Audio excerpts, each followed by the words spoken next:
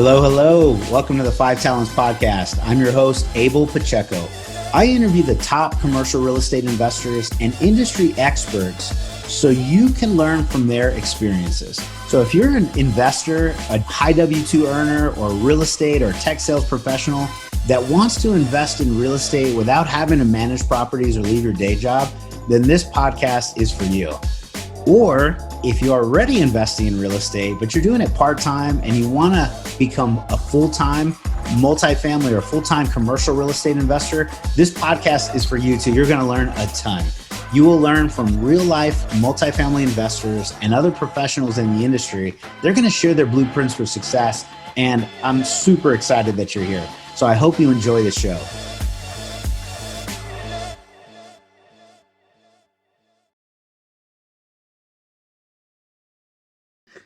Hello, hello. This is Abel Pacheco, your host for the Five Talents Podcast. We are very humbled and appreciative today. I have one of my friends, one of my good buddies, Mr. Colin Douthit, available for us today. He's coming from a new perspective than I think a lot of conversations we've had to this point. So if you are an active investor, a general partner, you're going to want to listen to this because it will give you some great insight on property management, how to choose one, how to get the best out of them, how to make the most profit. It's really, it's a partnership, right? So that's part of it. And then if you're a limited partner or a passive investor, trying to understand a little bit more about the syndication world, this is going to be a good show too, because you want to know more about the property management side yourself so that you can ask your operator, your syndicator, the person you're investing with.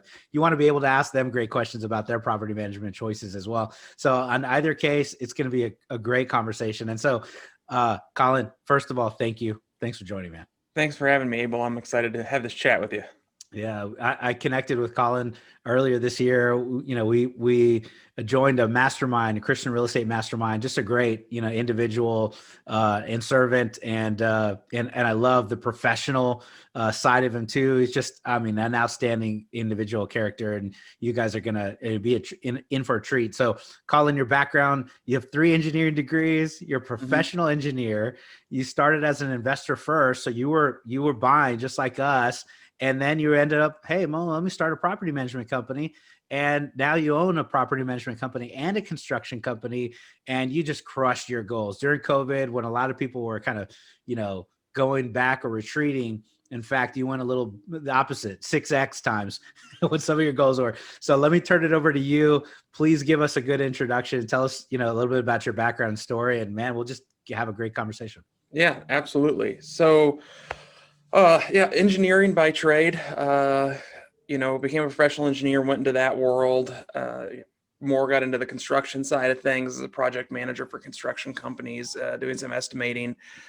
As it turns out, a lot of us that have that entrepreneurial bug, we aren't necessarily the best employees. And that was probably true of me as well. After getting let go a couple times, after the second time happened, I had recently acquired or was under contract on my first apartment building. It was a 7-unit one. And so we went ahead and closed on that. And pretty much I'd been, angling towards real estate for a while. I'd spent, a year, 18 months starting to get queued up for it. And you know what? I'm just going to go down this path. I don't want to mess with going back to the corporate world. I don't want to try being an employee again because I wanted to, be my own boss. And, like a lot of us do, while you guys are syndicating, starting companies, owning, your portfolio of single family homes, whatever it is that provides you that income, don't want to be employees. So started down that path with my investments and working with some partners. We got up to about 60 doors in 18 to 24 months, and which really blew it up. And I started to have to become a property manager. But I was everything, right? I got some software, I got Buildium, started managing properties that way. And I was doing the showings. I was the guy collecting rent. I was scheduling maintenance. Oh. Sometimes I was doing maintenance, especially really early on when it was just my own properties, I was doing it all. And actually looked 60 units, like 7 units, 10 units, 5 units. Like what was the range of those 60, the ones that were yours, the first? Yeah, so it went anywhere from the 7-unit. Then we ended up, buying a couple packages of single family homes from people wanting to get out of the game. Okay. So getting together with some partners, taking down 15 or 16, 16 or 17, I ended up getting a really, really rundown set of 6 duplexes for dirt cheap. Yeah. That we've done a huge reposition on, and then picking up the odd single family here, a couple of nice mobile homes as well. That's another, Nice. another interesting niche to get into as well. So just started building the portfolio that way. And Yeah. Yeah, that's awesome. And I see the Kansas City Chiefs champions flag in your background. So I know yes, you're from the Kansas City, and I can see you on video. But for those that didn't quite hear on the or can't see on the podcast, big Kansas City. This is Kansas City or yeah, Kansas surrounding City, areas or yeah, and the surrounding areas, about an hour radius. We actively manage a lot of stuff in Kansas City and in the surrounding suburbs. yeah, I actually live outside of Kansas City in a smaller town of about 5,000, a rural town out in the country. got it. By choice, I was actually raised more in the suburbs, and actually started investing out in some of these rural communities, which was just a little bit Right different on. market. It was in my Yep. backyard, and that's how Yeah. I got that first one. Actually, I drove by it one day and had a for sale by owner sign on it, and I was like, "Oh, I'm going to make the I'm gonna go call." check it out. Yeah, Yeah, that's so made the call, negotiated some owner financing, and we were good to go. the true entrepreneur, right? Let me go get my hands dirty and get it done myself. I love it. Well, so I sorry to throw you off your Oh, you're fine. you're going over your back story, but I just wanted to kind of get a good idea. So the 60 units, those were you're a part owner in it, and you had to manage it yourself. Like you Mhm. said, you were doing all the work. And that's like spread out between an hour in any direction of any of those properties. So that Yeah, got I pretty mean, hairy pretty pretty early on, quickly. we were concentrated in our geographic, but yes, still from my hometown, there was a, a 30, 45-minute reach into some other of those smaller markets as well. And then we started getting a couple in the city as well. Got it. Yeah. So yeah, continue on, man. What happens next? Yeah. So I was talking to some other people that I respect in the industry, and I was like, I'm thinking maybe I should start a property management company. I'm already doing all the stuff. I'm already scheduling maintenance. I'm starting to have some temporary office help, a couple hours a week. Maybe we should try to scale this up. And they said, well, hey, I know a guy who's thinking about selling. Why don't you talk to him? And so I start talking to him, start looking into financials. We start negotiating down that business acquisition road. And as I learned, when you go down that road, the actual amount of transactions that get across the finish line is much smaller than the ones that start, which was new to me. This was my first time ever looking at that. So we didn't get it across the finish line. We got through negotiating terms and an LOI, but didn't make it past that, unfortunately. But Hmm. so a little bit of a chip, but on my shoulder that didn't happen, but also saw the opportunity in property management. I was like, let's turn this up. Like, let's go full tilt. So we got everything in place that we needed to be our own PM company and just open it up full throttle from there. Yeah, that's awesome. And now you went from 60 to 100 to now you're at We're at 600 as of today in early December, and and the beginning of the year 2020, you were at how many doors? about 125. Okay, so you went from 125 to 600, Yeah. and it's a little under 40 million bucks worth of properties, estimated average kind of Yeah. stuff. Yeah, absolutely. It's about $40 million worth of properties that we're managing, which is really exciting. And you're just continuing to build our pipeline, knowing that we've got across another couple transactions coming before the end of this year, probably another 30, or excuse me, not 30, about 200 doors coming Oh, by that's the end of great. this year. So it's been really exciting. Man, what a great run. What a great opportunity that you capitalized and you seized. And you're like, well, I'm already doing it today. Let me just keep rolling. And Yeah. so now the acquisitions for you, it's very different because you're not the owner, but every time a new owner asks you for help and you say yes, your business grows.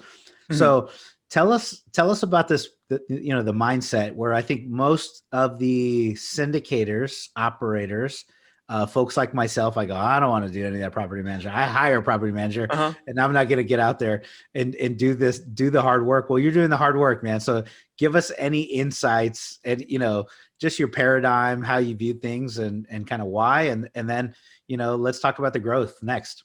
Yeah, absolutely. So the why is because I had the experience in it, but now I've it was small when I started, but now the experience is much larger, and my knowledge base in the property management world is much larger.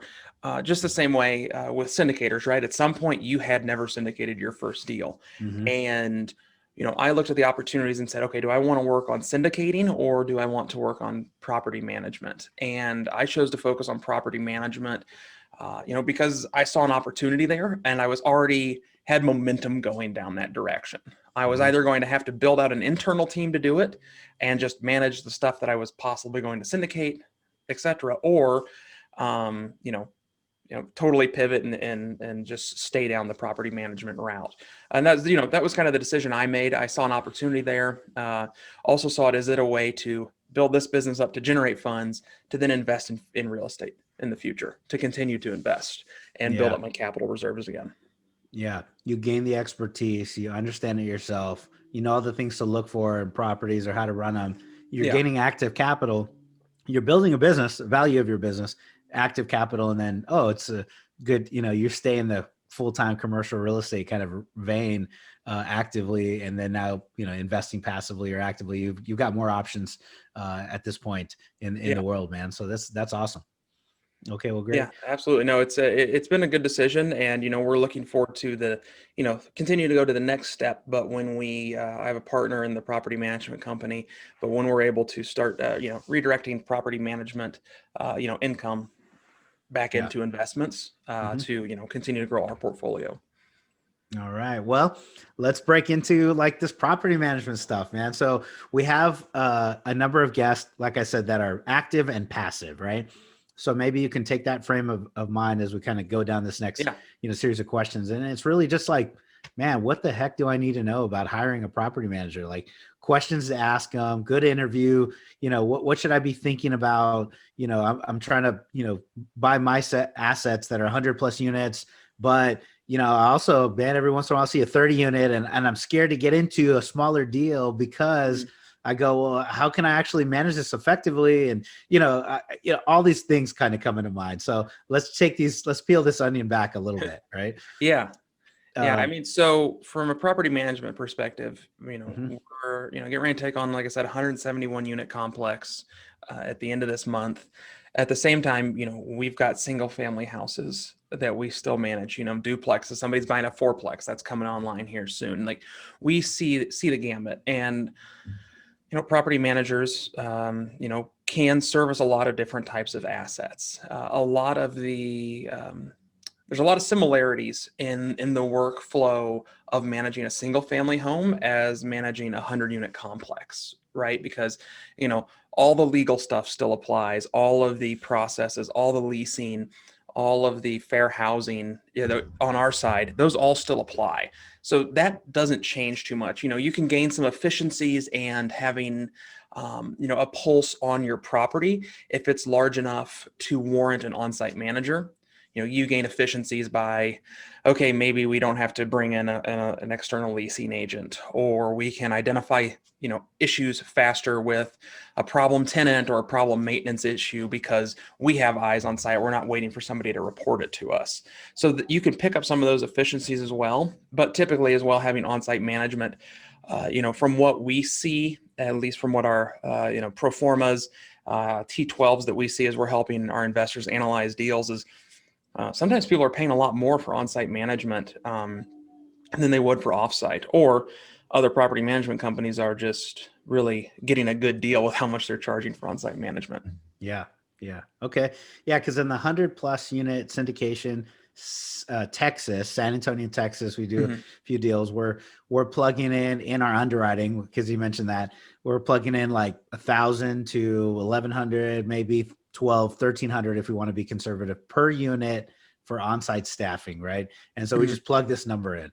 But I know that on a smaller unit or smaller property, we're kind of removing some of the headcount, but just ramping up. Instead of charging 3 or 4% to the underwriting for the property management fees, we're like ramp it up to like 10%, right? Mhm. So it's just that's the whole part where like we're leaning towards you, somebody like you and expertise, to say, hey, this is going to make the most sense. Yeah. And so, anyways, on that aspect, how do I choose or select the best property manager for any property I go after, whether it's 12 units or 100? What is there a general guideline? Should the interview process? How do I approach this thing? Yeah, I mean, I've been through a lot of I've been the interviewee, I guess, a lot on the property management side from a lot of potential investors who are now customers. Mm-hmm. And it really depends on what you're looking for out of your property manager, right? So one of the reasons that my partner and I work hard at this game, and frankly my team as well, is that we have a lot of professionals on our staff. So my partner and I both went to school together. We're both PEs. We have a former accountant that's a property manager. We have somebody that used to service billion-dollar loan portfolios, that's into the property management supervisor role. She was a PM for us for a while. And we have a professional staff. We want to, elevate and make property management a professional industry, because it's an industry that gets a bad rap a lot of times, right? So you're getting ripped off, you're not getting communicated with. It's a mom and pop operation that has 100 doors, and they're tracking everything on paper. The most recent thing I ran into, I guess it was a few months ago now, and when we took over a property, there was a manager that was bumping kind of on site, quote unquote, between a couple of different properties that this owner owned, but they were doing no online advertising, and they were putting out ads in the newspaper is how they were hosting open houses for this property. And I'm just like, that's not quite with the times. So, it really depends on what you want out of a property manager. If you want to get somebody that's, plugged in with accurate reporting, that's leveraging technology to help increase your collect, excuse me. Let's try again. So if you're working with a property manager that's going to try to leverage technology to hopefully increase your occupancy, decrease the vacancy time, increase your collections, they can be there. I'm not saying that somebody that doesn't do technology isn't going to have a successful property management company. And frankly, there was successful property managers for however long before online platforms came available. But with the society that we live in right now, that's the best way to get a hold of the tenants, to get into their life, to remind them to pay rent, to get them to report maintenance calls quickly, is leveraging that technology. So if I were shopping, I would want to work with a property management company that was leveraging some sort of technology platform, working with their tenants, and discuss communications with them.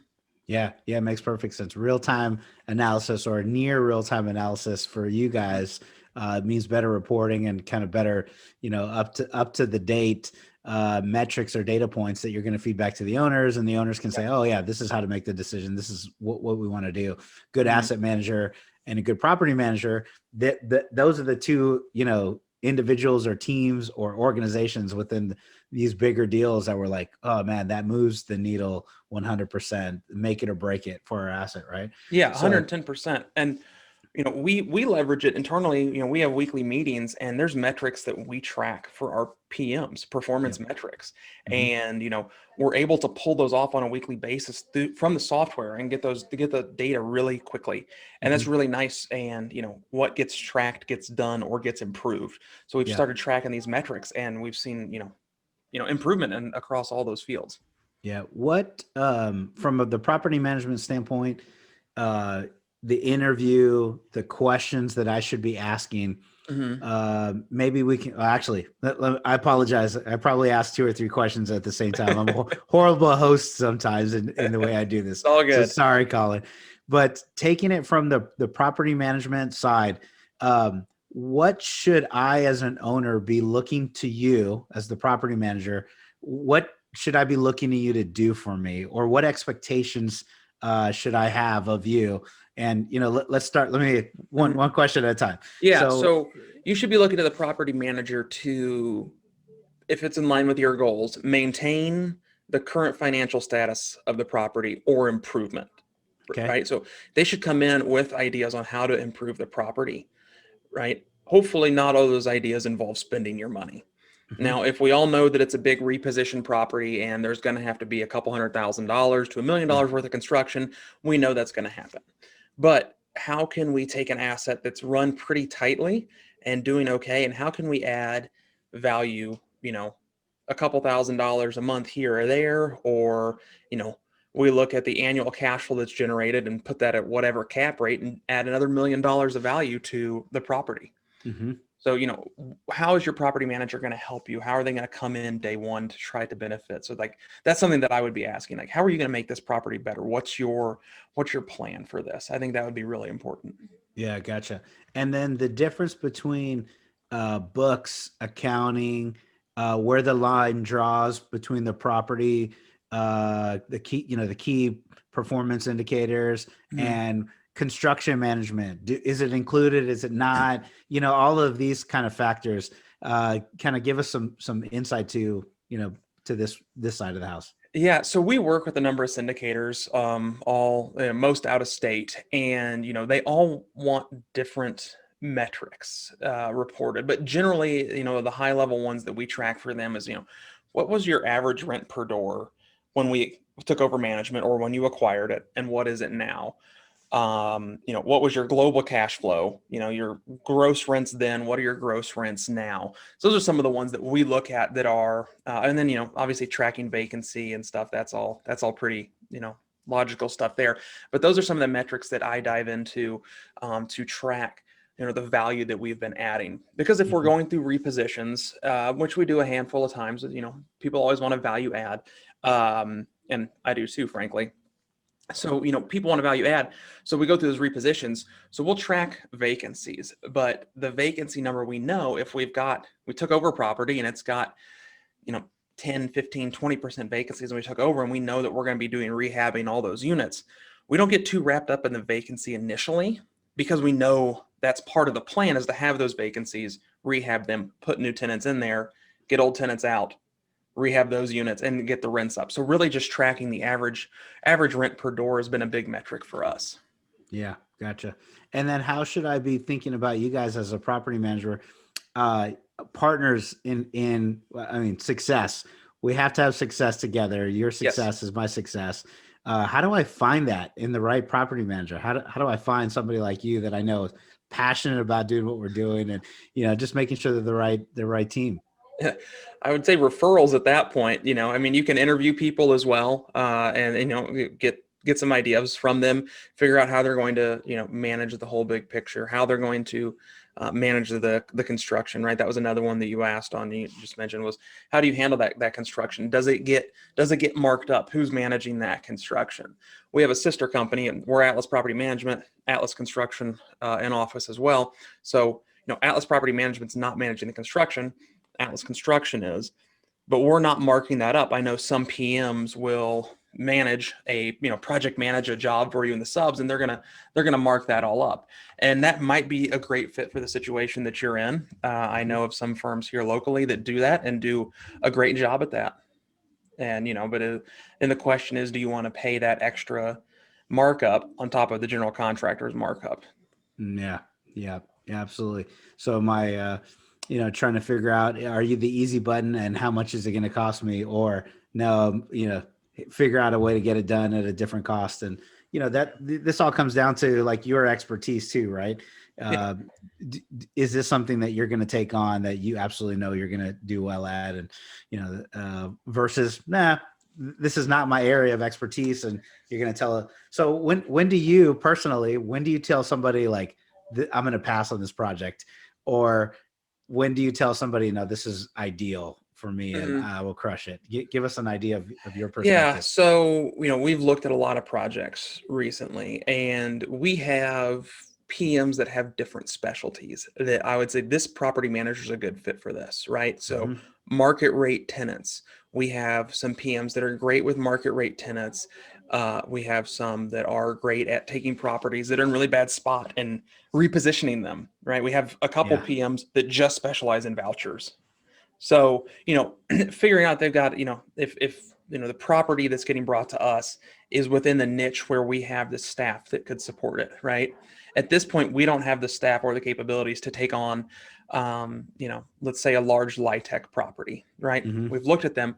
We know that there's a whole lot more accounting work that's going to go into them. And frankly, from what I've seen, most LIHTC operators self-manage because of the accounting requirements and the large overhead expense. Yeah.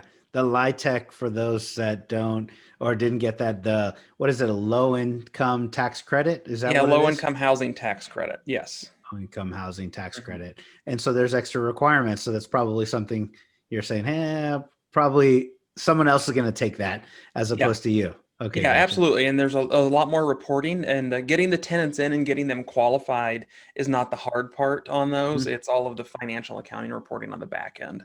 Okay, gotcha. That just becomes really onerous. So, we don't do that at this point. It's not to say that we won't in the future if the opportunities arise and we have the team to do it. Frankly, some of our property managers have experience being the PM, but not doing the accounting work with that Okay. sort of stuff. So, that would be a situation where I'd say, no, no, this is probably something that's not up our alley. Okay, got it. Okay. Hello, hello. You're listening to the Five Talents Podcast. I'm your host, Abel Pacheco. If you're enjoying this podcast, then I know you're serious about achieving financial freedom. Are you ready to create your own path through multifamily investing for yourself and your family? Then I know you're going to appreciate our Investor's Guide to Multifamily Investing. It's titled Tackling Commercial Real Estate the Easy Way. We use this guide to invest ourselves in $93 million worth of real estate. So we're going to show you the basic mechanics of multifamily syndications and how to evaluate your next passive investment opportunity.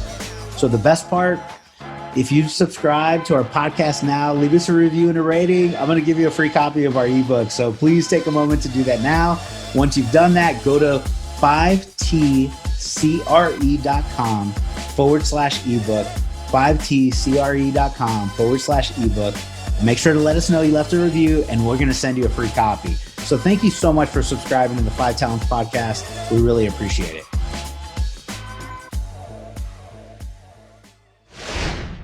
Well, let me pause for a second, right? Because you've helped us a bunch, and we've got a little bit more insight to the property management world. And in our side, we're always curious to find out. A lot of this stuff is mindset, and you're the entrepreneur, you're the business owner, you are growing like crazy during a tough year, right? So, in that mindset, of going from 100, your original goal was 200-ish doors, and you got to 600. What were some of the biggest challenges, obstacles that you had to overcome, and how did you do it? Yeah, so some of the biggest obstacles has just been staffing. I started the year with myself and one other property manager and, a couple of maintenance guys. And now we've got 4 or 5 property managers, property manager supervisor, our maintenance coordinator, 7 maintenance guys, and then our construction company has 9 field guys in it, right? So we've, that's all been new. So just the staffing up and building the team has been one of our biggest struggles, right? And not necessarily a struggle, but just an obstacle to overcome, which we have. And, bringing in staff and, reaching outside of our initial network. We hired a lot of people from within our network through referrals that we already knew. So we're bringing in people, then we're like, okay, are they going to be a fit for our culture? And that sort of thing. That's been a big if, but, we've had a lot of really great hires. So I don't regret any of them at this point.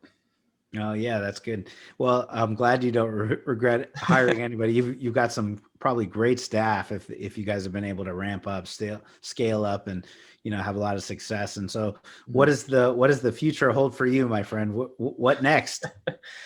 So one thing that we're really focusing on is refining our processes so that we can deliver the best product to the owners and the tenants, frankly, at the end of the day, because if the owners aren't happy, we aren't in business. And if tenants don't want to stay in, then we're in a pretty bad spot as well. But we know that, our goal is to elevate property management to the next level, to take it from a mom and pop operation to a professional industry. And there are other professional operators out there. I am by no means the only one trying to make this industry better, but there's a lot of them that give the bad rap, like I was saying earlier. So our goal is to continue to refine our process, to document our processes further, and systematize everything so that we can deliver a great product to the owners that brings a lot of value. Yeah. So continuing to refine that process, and then hopefully hitting some pretty big numbers next year as well, focusing on taking on some larger complexes.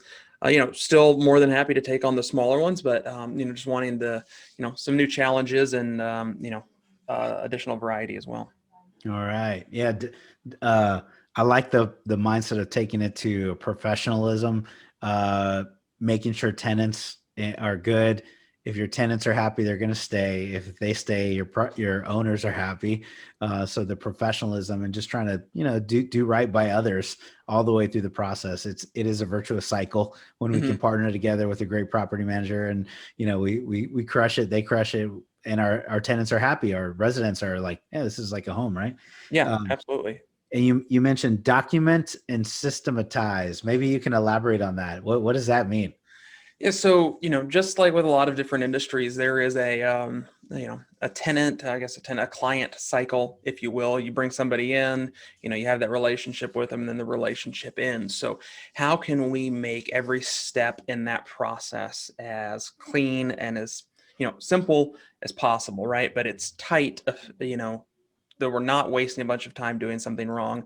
We're doing what needs to be done. We're documenting it efficiently through our PM software, through our leases, whatever that needs to be. Maintenance is getting taken care of. They're reporting within our systems accurately, giving the information so that invoices that then go to the owners reflect accurately what was done. Yeah, So that, yeah. just systematizing everything so that we know what the steps are when we get on board a new owner, whether it's a Hmm. single family or it's 100 units. A lot of the steps are the same, and the major difference for us on that is going to be how many units we have to put into our property management system at the end of the day, right? Because getting all the owners information, getting that in, getting it right so that we can track their 1099 information, we can distribute funds quickly to the right account, just all those steps that you might not think about, but need to be done right so that the owner has a good experience. Yeah, yeah, absolutely. So from your perspective, what's the hallmark of a great property management company? Oh, that's a great question. Communication is going to be a lot of it, and then bringing value to the owner at the end of the day.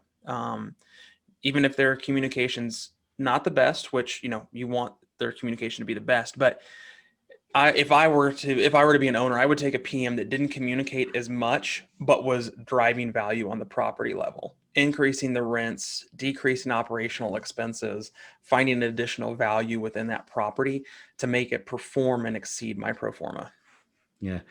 I I think I'd rather have that impactful property manager over more communication.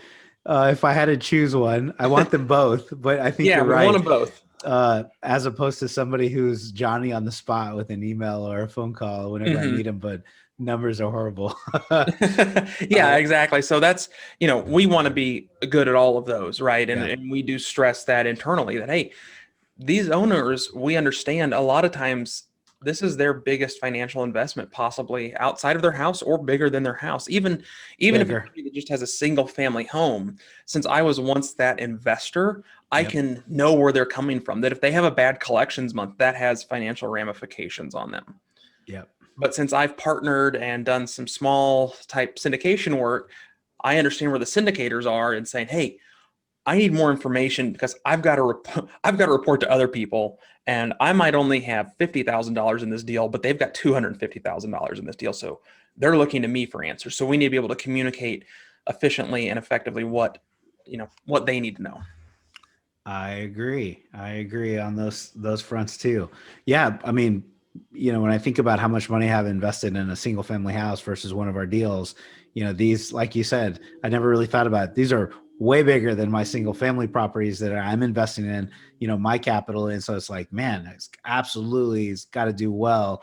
And if I only have one, small property, my my asset management fee or my income, my NOI or whatever may be paying my bills if this is how I'm investing and living off of it. And if Mm-hmm. the rent collections are not great that month, it's like, oh, you have a different take on it, even if you're a solo investor buying a Yeah, smaller deal. So that makes sense. The communication side of it, we absolutely need your help if things are not going as yeah, smooth as they want to. So yeah, full disclosure and give us the insight, and then we'll shape it how we need to shape it. Right? yeah. No, absolutely. I mean, we have RPMs with certain owners that have weekly standing calls.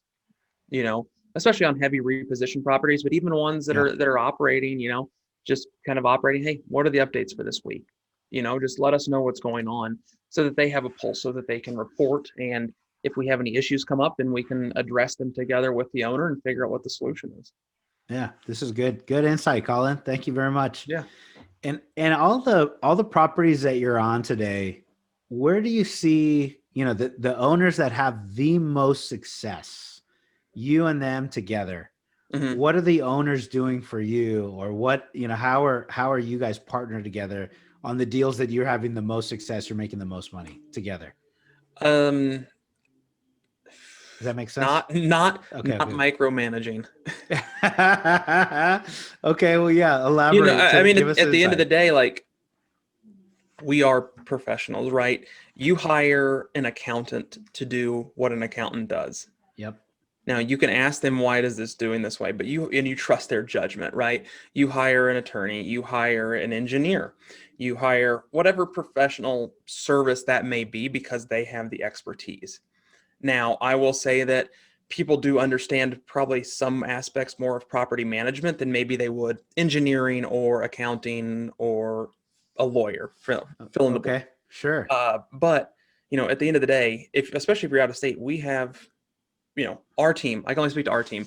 We want what's in the best interest for you. We want your property to rent quickly, and we want it to stay occupied. And we want your rents to be as high as possible, because we're working off a percentage of rent collected. So for us, if your unit's vacant or we under rent it, we're leaving money on the table every month as well. So our goals are aligned with yours financially, especially. So don't micromanage the PM. Don't hamstring them. I don't want to talk bad about any of my investors, because I do value all of them, but sometimes we get put in positions where it's like, why are we doing this for a negligible financial savings, but a lot more headache and coordination? Mm, yeah.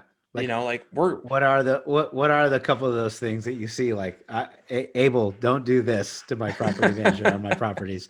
What are the cost saving areas that just don't make a lot of sense? don't buy used appliances 2 states away because you live there, and then drive them here when we can buy used appliances here.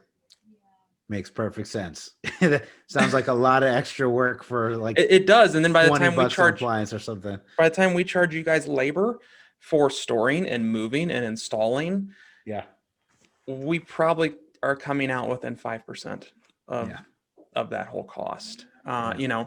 Which I'd rather probably have you, take care of the work orders, treat the tenants better, find a way to help the tenants or renters, in some extra time and make the property nicer, as opposed to saving a little bit here and there. Okay. Yeah. That's Yeah, a but good like, I example. can't say if that 5% means a lot to somebody else, then I mean, I can't tell them no, but I mean, I would just say, don't micromanage your property managers. If they're failing at their job and they need to have a boot put where the sun don't shine, and you need to get on them, then get on them, right? Mhm. And as we have learned, I can't look you in the eye and say we've never made a mistake, right? We've made mistakes as a property manager. We all do.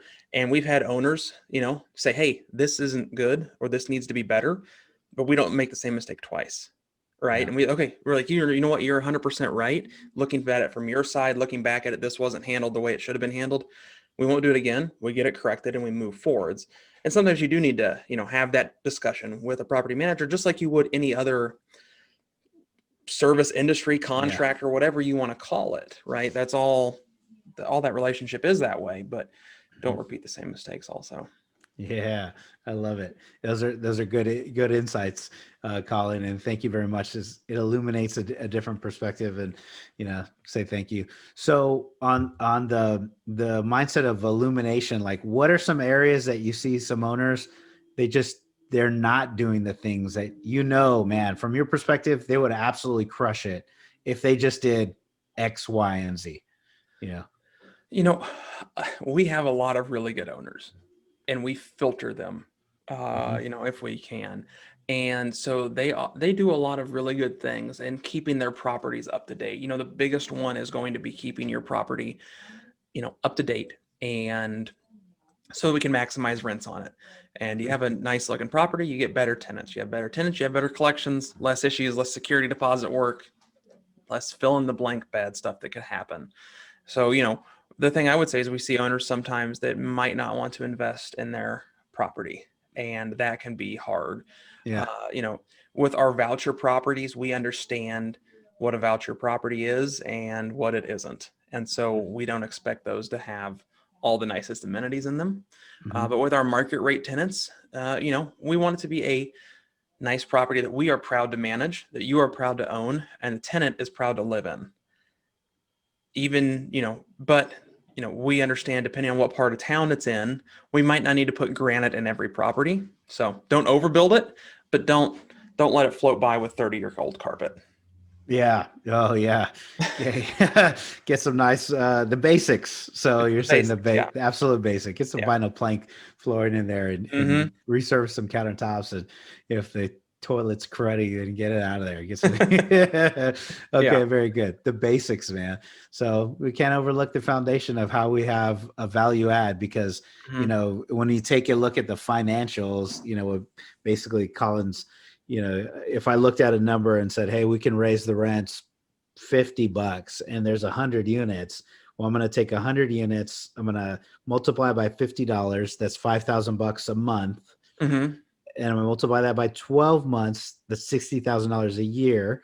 And if I divided that by, let's just say a 6 cap, I don't know where you're at and, you know, Mm-hmm. in this market or whatever, but you know, that's anywhere, you know, 700, 800, 900 grand at I did 6.5 cap. It was 900K. If it was Yeah. a 5, it'd be $60,000 divided by 0.05%.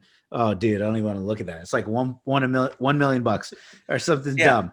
So you're like, that's why you spend $5,000 a unit Mm-hmm. at 100 units. That's why this $500,000, you know, kind of expense comes out because you're trying to make 1 million, trying to double Yeah. your money, right? Yeah. But, you know, I understand, and I have, you know, let my team see through my eyes as an investor because they manage my properties as well. Yeah, listen, there might not be money in the budget for these repairs, Yeah. right? So, how are you structuring? And this is getting into some high levels. How are you structuring your debt? How are your cash reserves for making these upgrades? Get a few quotes before you get started, and don't take your property manager's word on how much it's going to cost. My partner on the construction side, Adam, I'm like, I don't quote construction estimates anymore. I'm like, let's talk to Adam. And Adam's numbers are always spot on, you know, from when he walks the property. And, you know, mine aren't. So I'm like, listen, I don't quote it. I let Adam quote the construction so you can know what you're going to be getting into. But we understand, you know, if you don't have the cash reserves and you're not on a construction loan, like, you're having to cash flow those rehabs, and that can be painful. I've had to do that before personally. That hurts your cash flow. Um, but I would say if you can afford to cash flow rehabs, if you're in the situation where you don't have cash reserves or a construction loan to get your occupancy up, to get higher rents, like that's probably the wise way to do it. Because if you're adding that $1 million in value to the property, $500,000 in value, you might not have that cash flow for the first 12, 24 months. But when you sell the property or refinance the property, you can recoup it at the end of those 36 months, you know, when Yeah. the occupancy is up and you've got some really good cash flow. So Colin pointing out this from a property management perspective is the exact same pain and headache as an owner that you will find yourself in. He's just, you know, it's a just different side of the coin because when you're underwriting your deal, make sure that you raise enough capital for the property improvements, the capital expenses, capital improvements, the deferred maintenance, the interior unit renovations. Because if you don't do that and you try to make those renovations with your cash flow, you're going to put your property manager in a situation where they know what needs to be done, but a word he used earlier, hamstrung. You're going to hamstring them, and they're not going to be able to do what they need to do to create enough value for you. So don't ever get into a deal, for those listening, where we don't have the budget, the dollars raised in advance to do those improvements than you need to. And then also I also heard, you know, the expertise of the property manager, Colin, which is, hey, you maybe have missed a couple of the expenses that the owners had to plan for. So, you know, just like we do, I rely on an expert to kind of help me with some of this. Colin, even in his business, hey, who's the expert? Adam is the expert. He never misses. Yeah. So rely on the expert. And then you're asking them in advance, hey, when I'm underwriting this deal, he helped me look at it. How do Mhm. you think it'll be run? Right. And Yeah. so, And I'll give them a generic square foot cost. Hey, based upon these units, you should plug in $15 a square foot, and we'll get them up to market rate, and we'll get some flooring and some paint in here. yeah, Going back to your what don't owners understand, yeah. this is one that surprised us. Regional construction costs, how different they can be. Mm-hmm, Because from us here in Kansas City to Denver mm-hmm. is very different. We're much more expensive than Denver is. We I shop got our it. prices. We try to bring in subs, see if we can save some money globally, and it's regional construction cost differences. Even though we had one guy, he was down in Texas, he was like, well, this is the light fixture you're putting in, I find it at Home Depot for this much, why are you telling me it's this much? We bring up Home Depot for Kansas City, and we're like, it's this much in Kansas City. Like, Yeah. I don't know what to tell you. Like, if regionally construction booms are going on somewhere, it's going to be more expensive. And frankly, the legality of your people on site doing the work can also play a factor, right? Yeah. Yeah. What a good, So that's good insight. Well, Colin, thank you very much, because you've illuminated some of this stuff. It's very helpful for myself, for other listeners. And I think just good to have an insight level set for me every once in a while. Hey, these are the things you should be concerned about. And for a property manager, because I want you to have success and we all want to do well. So anyways, but is there anything I didn't touch on today? Anything that you wanted, to cover, to bring some exposure to, that I didn't quite hit on today? not that I can think of. We covered a lot about property management. We are essentially a contractor to the owners, but we are also a partner because we have aligned financial goals. You bring in a carpet cleaner, they're a contractor. Their goal is to get it cleaned as quickly as possible and get the money. We are in a longer term relationship with aligned financial goals. So, the property manager, at the end of the day, unless they're a poor property manager, they're not going to be your enemy. They're your teammate. Yeah, that's awesome. Thank you very much. And Colin, so Kansas City, if anybody has a property, within your area, you know who to reach out to. But where do I go? How do I get in contact with you? Who are you looking for? Maybe share all this with us so the right people reach out to you. Yeah, absolutely. So you can find our websites, www.atlas.rentals. And you can find me, Colin Douthit, or Atlas Property Management on LinkedIn. That's probably a really good way to get a hold of us at this point. And then, who are we looking for? We are looking for investors. Most of our investors are out of state at this point. That's who our ideal client is. Value add if they want it. With construction in-house, we streamline a lot of those processes for the owners. But we're working with turnkey properties as well. So out-of-state investors that are looking to grow their portfolio in Kansas City, we'd love to help them out.